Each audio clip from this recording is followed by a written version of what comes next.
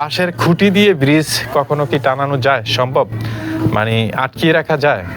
এমন দৃশ্যটাই আপনাদেরকে দেখাচ্ছি। আমার পেছনে দেখতে পাচ্ছেন এই ব্রিজটাকে, এতটা ঝুঁকিপূর্ণ এই ব্রিজটা দিয়ে প্রতিদিন প্রচুর পরিমাণে মানুষ যাওয়া আসা করে। আমি যখন ওদিক থেকে আসছিলাম তখন একটা অটো দিয়ে ব্রিজের ওই পার আমাকে নামিয়ে দিয়েছিল, আর এই পার এসে আরেকটা অটোর মধ্যে উঠতে হয়েছিল।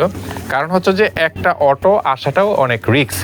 সবচেয়ে অবাক হওয়ার বিষয়টা হচ্ছে যে এটাই যে, কারণ এত হেভি ওয়েটের একটা ব্রিজকে বাঁশ দিয়ে আটকিয়ে রাখার চেষ্টা করছে, ব্যর্থ চেষ্টা।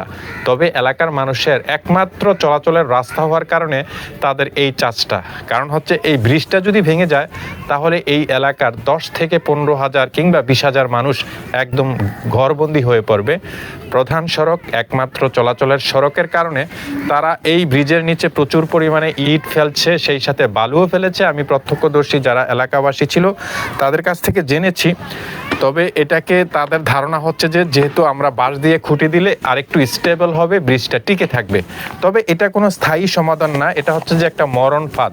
যে কোনো সময় এখান থেকে মানুষ পড়ে গিয়ে মরে যেতে পারে বা সমস্যা হতে পারে। এখন আমার এই ভিডিওটা বানানোর উদ্দেশ্য হচ্ছে যে এটা হচ্ছে যে একটা সচেতনতামূলক একটা ভিডিও। এই ভিডিওটা এত পরিমাণে শেয়ার করবেন যাতে করে প্রশাসনিক যারা দায়িত্বে রয়েছে এই জোনের, এলাকাটা হচ্ছে যে দাউদকান্দি উপজেলার চ্যাঙ্গাকান্দি গোলাপের চর এলাকায়।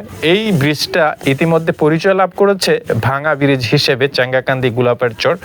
তো আপনারা দেখতে পাচ্ছেন আসলে ব্রিজ বাঁশ দিয়ে আটকিয়ে রাখার চেষ্টা করছে, এটা হচ্ছে fact.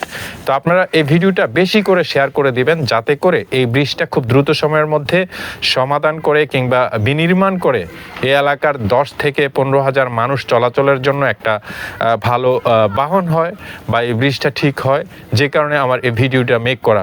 So thank you very much for watching. Please share this video and stay tuned. Okay.